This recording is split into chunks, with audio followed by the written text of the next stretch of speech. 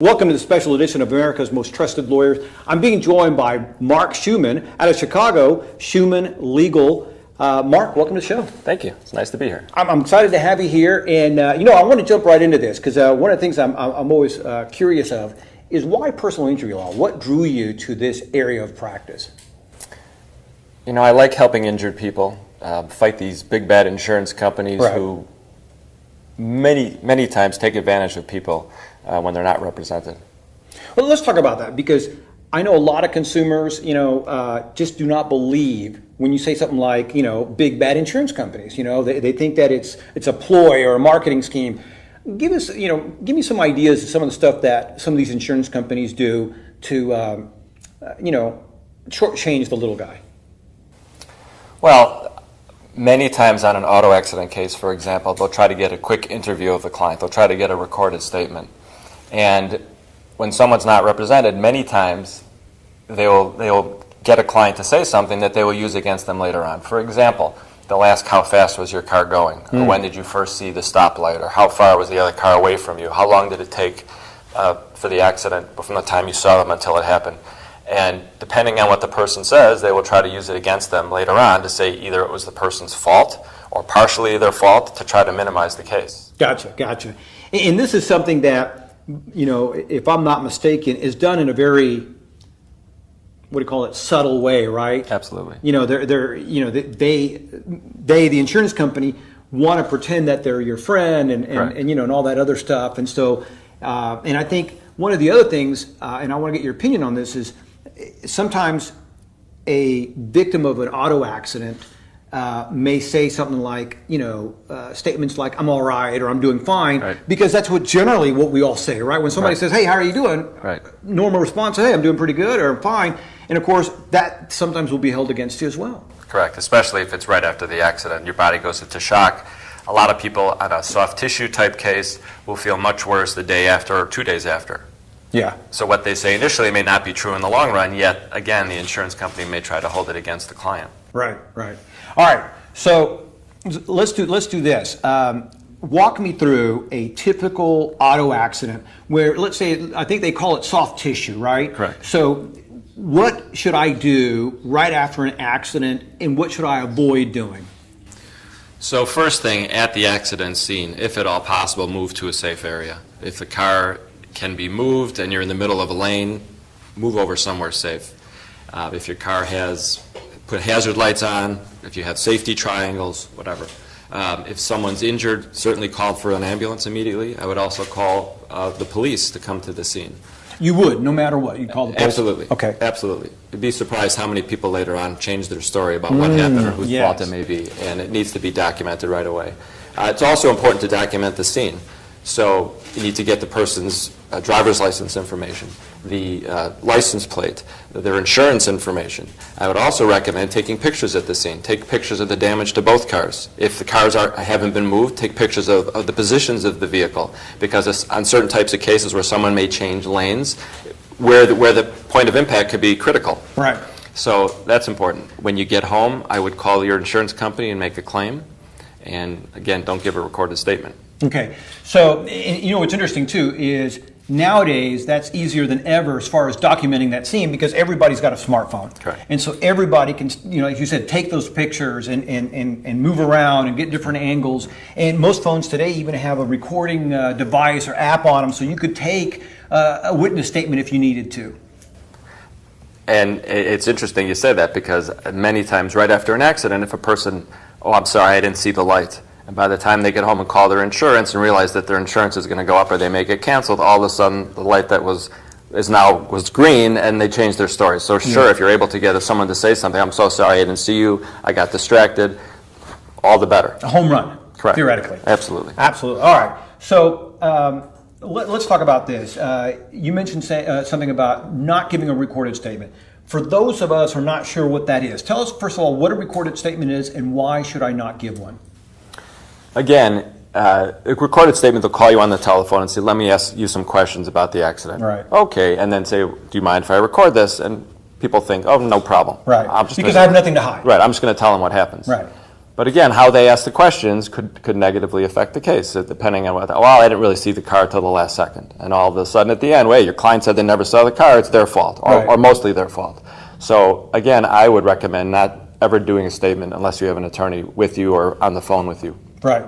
And this is one of those situations where a lot of people, because again, they feel that they're in the clear, they haven't done anything wrong, they don't really need to call an attorney. And I like this idea of you should probably call an attorney and just get that second opinion, right? Correct. And verify the facts of your case before you assume anything. Correct. And a lot of people are, insurance companies, if they don't dispute liability, so if it's a rear-end car accident, for example, they may call you right away and say, well, sure, we'll fix your car. And the clients are misinformed to think, oh, well, they're fixing my car, they're going to take care of me. Right. But it's very different when it comes to their bodily injuries. They view that differently. Yes, it's a rear-end collision, but if you say the car just tapped me or something about your speed, they could also talk, oh, I wasn't hurt at the scene, like we talked about. Again, they'll use that against you. When the client talked to me, they said they weren't hurt, and now they're claiming injuries. So again, it could negatively affect the case come settlement time. Absolutely. So let's talk about this, because you mentioned medical a couple times. So when I am, let's say, injured, what should I be aware of as far as my medical bills go? Sometimes physical therapy or some other kind of therapy might be required. So what are some of the things as a consumer I need to be aware of when going through my medical treatment? Well, first of all, I always recommend if someone has health insurance, be it private health insurance, Medicare, Medicaid, whatever, that they, especially the hospitals for sure, but if the doctors as well or therapy, if they take it, have them bill their health provider. Okay, now let me stop you right there. Sure. So I could just hear a bunch of people saying, wait a minute, why should I use my health insurance? I wasn't at fault. Very common question. Right. Number one, if it's a long case, and they're not paid, you're going to start getting collection letters, and they want money. They're not going to just sit and wait if you don't, especially if you're not represented. Right. They want money. Right. So it keeps the providers off your back and gets them paid right away. What people also don't understand is that if a health insurance pays it, the health insurance will get paid back at the end of the case. Gotcha. So ultimately, the other side is paying for it, but in a roundabout way. But for a lot of providers, it gets you the treatment right away, and you don't have to worry about collection efforts. That you can wait until the end. Yeah, I like that. And something interesting that you said there, that if you're not represented, and so I want you to kind of clarify something for me. In some cases, an attorney can. I think it's called a lien, right? You walk me through this, where they can tell a provider, "Hey, this person is under my purview, or I'm helping this person through their case, and I'm going to guarantee that when the case settles, we're going to pay your bills." Something like that happens. Yeah, so that's a great question. So for people that don't have any insurance, and there are many people out there, sure. We will get the providers to send us a lien, and the lien is a protected interest, which means they will wait until the end of the case to be paid. So again, it allows the client to get the treatment that they need and also not have to worry about coming out of pocket or collection efforts. The providers have agreed that they're going to wait until the end of the case to get reimbursed. I like that. Yeah, absolutely. So that way they're not worried about the stress. All right, so let's talk about this, because this has got to be very important for, again, the average consumer who's been in a car accident. What about getting my car fixed? And because you mentioned, hey, in some cases the insurance company says, hey, we're going to take care of the car because it was a simple rear ender. Right. But maybe in some cases it's not that simple. Or I know that some people are concerned about used parts being put on their car and stuff like that. So as far as getting my car fixed, what should I expect in that sense?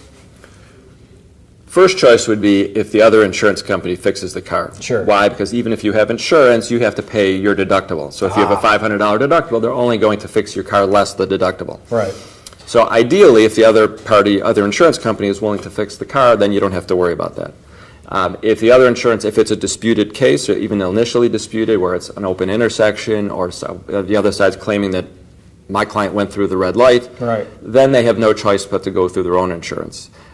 Pay the deductible, and then the insurance company will go after the other insurance and fight for the deductible. If they don't get it back, then we'll fight for it at the end of the case. Gotcha. So ideally, it's easier for the client. Now, so I tell my clients, if the other insurance isn't acting fast enough or whatever, then you have no choice but to go through your own insurance for now, and then we'll fight with them later on. To get it. Gotcha. Yes. Gotcha. All right, so let's talk about this, because not only do you work with personal injury, but you also work with workman's comp. Correct. And before the show, you were telling me about a case that was kind of special to you. Talk about that case. Very interesting case. So it was a 42-year-old gentleman who worked for a delivery company and was electrocuted while working. What happened was it was in a warehouse, right, and there was a battery cabinet that had tipped over inside of a truck. And as a good employee, it wasn't even his truck, he went to push the battery cabinet back right up. Unfortunately for him, his leg was touching a forklift, and when he touched the battery cabinet, it arced through his body, and he was electrocuted. Wow. He lived, which is great. Unfortunately, he now needs to walk with a walker. His brain is not, his speech has been affected. He'll never be able to work again. Right. Family man. We not only had a workers' comp case, but we went after the company that put this battery cabinet together because they had these batteries connected and they weren't supposed to be. They were supposed to be shipped unconnected. So after many years of litigation, many years, yes, and 7 experts, wow, we were ultimately able to get him over $3.3 million. Wow. And on top of that, we were able to have him a structured annuity program that's going to give him a monthly income for life, and that's also going to help pay for his kids' college. So it's a happy ending to a terrible story. Sure. But yeah, very interesting case. So, we all like to hear a case like that. I mean, because it's that emotional connection. And in this case here, you help this gentleman and his family, because as Correct. Men, we want to protect our family. Correct. And as men, we want to be able to protect our family and provide for them even when we're not around or when we can't. Right. And that's what you were able to do. Yes. You were able to make this man feel more like a man, provide for his Right. family, provide for his kids' college, and not have to have that stress of how are we going to pay our bills. Correct. And the whole family was grateful at the Sure. end. It was a very hard-fought victory. Yeah, and I want to talk about that. This is one of those situations you mentioned. It was a couple of years and 7 expert witnesses. Correct. And this is something that people don't understand, because you look at this guy, and you would think that the companies involved will look at this logically and say, you know what, this guy deserves to be taken care of. But that seldom happens. No, the battery company, the company that did this, never accepted responsibility until the very end. They Wow. fought, and they just never conceded until we had all the experts against them, and then finally we were able to get a successful result. Yeah, that's amazing. Yeah. And think about it. If more companies would have just, done the right thing, Right. These people would suffer less. And really, look, if insurance companies treated people the right way, if companies treated people the right way, you would almost be out of a job. Absolutely. And it just boggles my mind that here's a company who is clearly at fault, but yet, as you said, they fought you tooth and nail, Right. and would not admit to any wrongdoing, and just, I guess, out of corporate policy, right? Greed, corporate policy. Yeah. Who knows? Who knows? I mean, They don't want to pay if they don't have to, is the bottom line. Right. And again, that's a corporate policy, call it greed, call it whatever you want, but a lot of big companies work that way. Yeah. And they I guess they feel that it's a weakness, or they don't want to invite more litigation by paying sure. out early. For sure. But the reputation gets out there that these guys are going to fight to tooth and nail, and so a lot of people will either take a smaller settlement, or worse, they don't even try. Yeah. And workers' comp, there are definitely some big companies that make it very difficult, because they don't want everyone running complaining that they hurt themselves at work, and they run you through the ringer before they're going to pay. Yeah, it's So amazing. It happens a lot, unfortunately. Yeah. You know what? And again, this is why it's important to for consumers like myself and anybody out there to sometimes call an attorney and find out what your rights are. Don't assume anything. Absolutely. And again, it's always a free consultation, no obligation. I tell people they can call, pick my brain. I'll tell them exactly on the phone what I can do for you, what your case is all about, and then it's up to them. Yeah.